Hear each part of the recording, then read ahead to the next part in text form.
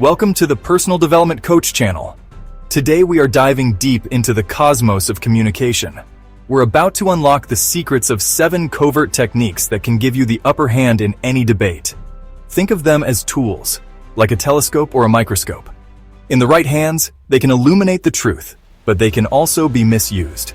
So, buckle up, engage those critical thinking thrusters, and get ready for a thrilling ride through the fascinating world of argumentation. Imagine you're debating the existence of extraterrestrial life. You present a well-reasoned argument based on the vastness of the universe and the statistical probability of other life-bearing planets. Then, your opponent hits you with a Gish Gallop. But what about Roswell, and Area 51, and the ancient astronaut theories, and crop circles, and government cover-ups? They're not engaging with your argument directly. They're overwhelming you with a rapid-fire barrage of claims. The sheer volume of these claims can make it seem like your opponent has a stronger case than they actually do. This technique is often used by those who prioritize winning over having a genuine discussion. The best way to counter a Gish Gallop is to stay calm and focused. Don't try to address every single point. Instead, pick the most egregious or easily debunked claims and dismantle them systematically. By focusing on the most important points and exposing the fallacies in your opponent's reasoning, you can still emerge victorious. Remember, a calm and reasoned approach is your best defense against the Gish Gallop. Now, let's venture into a darker corner of persuasive techniques, gaslighting. Imagine this. You share a personal experience, something you know to be true. But your conversational counterpart, with a disarming smile and a gentle tone, suggests that you're misremembering, that it didn't happen that way, or even that you're imagining things. This insidious tactic aims to sow seeds of doubt in your mind, making you question your own sanity and perception of reality. It's a way of gaining power and control by undermining your confidence in your own experiences and judgment. Gaslighting can be subtle and insidious, often disguised as concern or well-meaning advice. For example, someone might say, "You're being too sensitive," or "You're always overreacting," when you try to express your feelings or concerns. Over time, these repeated denials and invalidations can chip away at your sense of self-worth. You might start second-guessing yourself, doubting your memories, and questioning your own sanity. So how can you protect yourself from this manipulative tactic? The first step is awareness. Recognize the signs of gaslighting and understand that it's a form of emotional abuse. Remember, your experiences and feelings are valid, and you deserve to be heard and believed. Let's shift gears now to a technique as old as civilization itself, the appeal to authority. We've all seen it in action. A celebrity endorsing a product, a politician invoking the name of a revered historical figure, or even a friend citing a popular news source as evidence for their claim. The underlying assumption is that if someone famous or powerful believes something, it must be true. But as we all know, even the brightest minds can be wrong, and even the most respected figures have their biases. Think of Galileo, who challenged the Church's geocentric model of the universe despite the Church being the ultimate authority at the time. Blindly accepting an argument based solely on the source's authority is like navigating the cosmos using a star chart from 1,000 years ago. Now, this isn't to say that we should disregard expert opinions altogether. Instead of being swayed by titles, credentials, or fame, we should focus on the substance of the argument itself. Examine the evidence, scrutinize the logic, and consider alternative perspectives. Only then can we navigate the complexities of knowledge and form our own informed conclusions.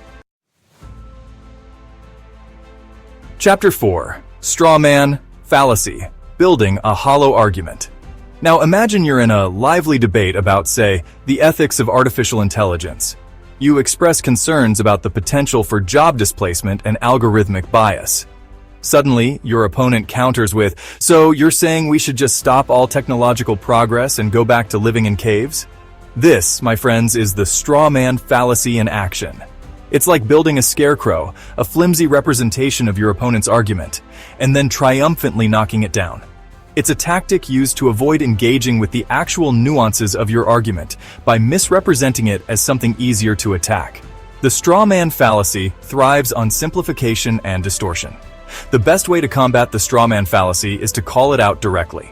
Point out how your opponent is misrepresenting your argument and recenter the discussion on the actual points of contention. Remember, clarity and precision are your best weapons against the deceptive tactics of the straw man fallacy. Let's talk about the power of language, specifically, the subtle art of persuasion through loaded language. Words are not just vessels for conveying information. They're also powerful tools that can evoke emotions, shape perceptions, and ultimately influence our thoughts and actions. Imagine you're reading about a proposed policy change. Proponents describe it as a bold initiative or a much-needed reform, while opponents label it a reckless gamble or a dangerous overreach. Same policy, different words, vastly different emotional responses. Loaded language operates on the principle of emotional manipulation. It involves using words with strong positive or negative connotations to sway opinions, often bypassing logical reasoning altogether. Think of terms like freedom fighter versus terrorist, or pro-choice versus pro-abortion. These terms, while technically referring to the same groups or concepts, carry vastly different emotional weight and can instantly frame the debate in a particular light. The danger of loaded language lies in its ability to short-circuit critical thinking.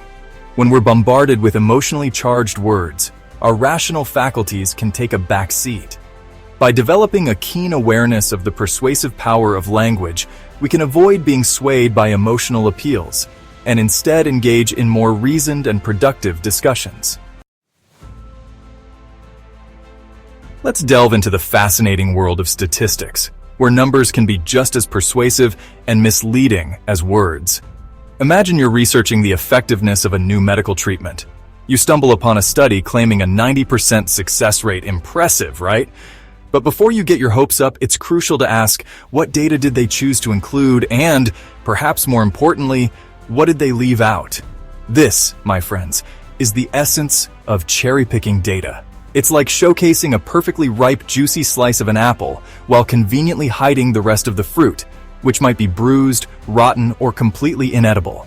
It's a way of presenting a distorted view of reality by selectively highlighting data that supports a particular narrative while ignoring evidence that contradicts it. This tactic is particularly effective in areas where data can be complex and open to interpretation. So, how do we avoid being misled by this statistical sleight of hand?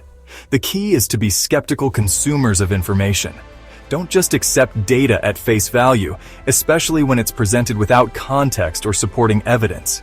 Dig deeper, ask questions, and seek out information from multiple sources. And finally, we arrive at a tactic as old as argumentation itself, the ad hominem attack. Picture this. You're passionately debating a complex social issue, presenting well-reasoned arguments and compelling evidence. But instead of addressing your points directly, your opponent resorts to personal attacks, questioning your intelligence, motives, or even your character. This, my friends, is the hallmark of an ad hominem attack. It's a classic diversionary tactic, a way of shifting the focus away from the actual argument and onto the individual making it. It's like saying, we can't trust this scientist's research on climate change because they ride a bicycle to work. The mode of transportation has absolutely no bearing on the validity of the research, but it creates a distraction and attempts to discredit the individual. Ad hominem attacks are often fueled by emotion, not logic. They thrive on personal biases and stereotypes, aiming to undermine an opponent's credibility without actually engaging with their arguments. So how do we counter this fallacy? The key is to stay focused on the issue at hand. When you encounter an ad hominem attack, resist the temptation to respond in kind. Instead, politely but firmly redirect the conversation back to the actual topic of debate. As we conclude our journey through these 7 covert techniques of argumentation, remember that knowledge is power. By understanding these tactics, you're better equipped to navigate the complexities of persuasion, both online and offline. Use this newfound knowledge responsibly, always striving for honest and respectful dialogue. Don't forget to like, comment, share, and subscribe to our channel. Thank you for watching, and stay tuned for more insightful content on personal development.